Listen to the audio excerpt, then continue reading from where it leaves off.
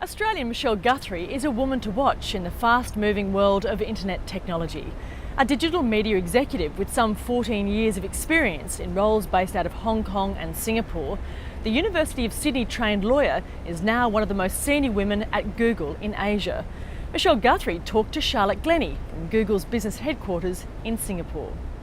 Michelle Guthrie, welcome to the program. Thank you. You're one of the most senior women at Google Asia. How did you get to this position? Oh, it's a long story, but I've been in Asia since 2000. I originally came here, came to Hong Kong working for Star TV, and did a role at Star TV in business development, and then ultimately as CEO of Star for about seven years. Then I joined Providence Equity, a private equity firm that invests in telecoms and media. And after I left Providence Equity, I got a call from a headhunter who told me about this fantastic business development role. And he said, "Can I name the company?" And I said, "Sure." And he said, "Google," and I burst out laughing because my background is not technology, and it didn't strike me that I was the most natural Google employee, but here I am. What exactly is your role at Google? I look after our partnerships, our large partnerships across Asia. And those partnerships are with the largest digital publishers in Asia. So it's companies, frankly, like News Corporation, Fairfax, Rakuten in Japan, any of the big telecom carriers, and we essentially help those partners get the most out of their traffic. So whether that's helping them with making money from advertising, or whether that's bringing the best of Google services in terms of helping them reach a greater audience. This is an incredibly diverse region, this Asia region. How are people mostly accessing the internet here? The incredible thing about Asia is it's kind of way ahead of a number of what's regarded as kind of more developed markets. So when you look at somewhere like Indonesia, the primary kind of way people first get onto the internet is not following the old route that I had, which was starting with a desktop, then moving to a laptop, and then moving to a mobile. It's straight to mobile. And so in a way it's actually much easier, and they're much more kind of fluent with how to kind of operate in that digital environment. I mean, my favorite thing a couple of years ago was I was on a panel talking about the Indonesian internet population, and the primary access point is very much mobile. But if you ask those people, do you access the internet? They say no. But they are. They're accessing all of these services. It's just for them. It's the mobile phone, right? It's not the internet.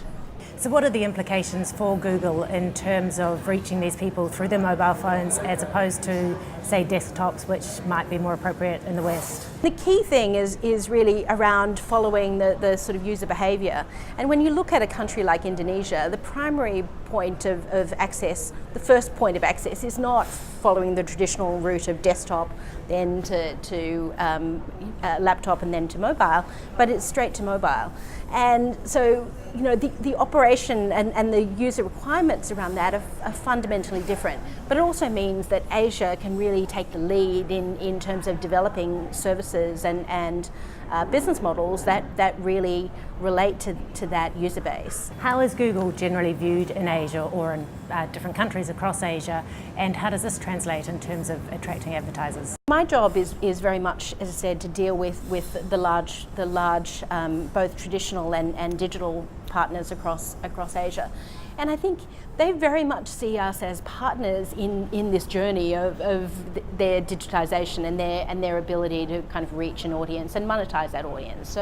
So I spend a lot of time with companies from as I said, telco to newspaper companies, as well as purely sort of online e-commerce players or games companies, and they all have a common challenge, which is how do we reach an audience and how do we make money from them, and how do we globalize as well. I mean, I think that's the other exciting thing, that increasingly digital is offering an opportunity not for just a Japanese games developer to be great in Japan, but to be great in Korea and Taiwan and Australia and the US and UK. And I think that's really exciting, because you're really going to see for kind of the first time in some of these areas, incredible innovation coming from Asia. You've got really great offices here in Singapore, the pool tables, the pinball machines, creative coffee spaces. What does that do to enhance productivity? For a start, you never leave the building. I mean, it's so hot outside that the idea of kind of leaving the building, it's a good excuse to sort of stay in.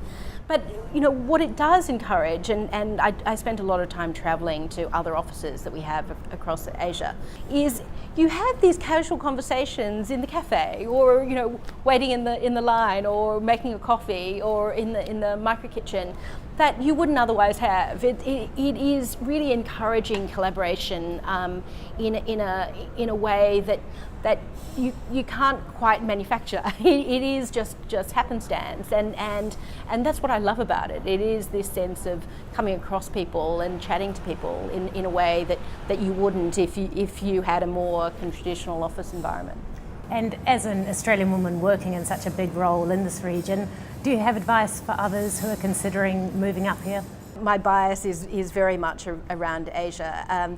I look at the population growth, the sort of the incredible rise of middle class and consumption patterns, and I can't imagine being in any other region other than in Asia. I mean, it really is astounding to me, the opportunities that are created. I mean, my favourite country in the region is really Indonesia, and when I think about it being on the doorstep of Australia, and the fact that you've got 250 million people and a market that is just exploding in terms of consumption, in terms of digital, I mean, I can't imagine being anywhere else, and that's why I'm so happy that my daughter's moving to Shanghai. But it is this sense of where else can you get that level of innovation, entrepreneurship, and potential. It is such a diverse region in terms of wealth as well. How many people are on the internet in this region, and how's that going to change over the next few years? Not enough, right? I mean, I think we very much at Google talk about the next billion users, and a lot of those next billion users are going to come from Asia. I think we're working very hard in terms of lowering sort of infrastructure costs. We're working very hard in terms of trying to develop new devices that are much lower cost to be able to lower the barriers in terms of getting internet access. But I'm convinced that there will be 100% internet penetration in Indonesia within the next 5 or 10 years. I mean, I'm just convinced about it, and because it's hard to imagine that won't happen. Michelle Guthrie, thanks very much for joining the program. Thanks.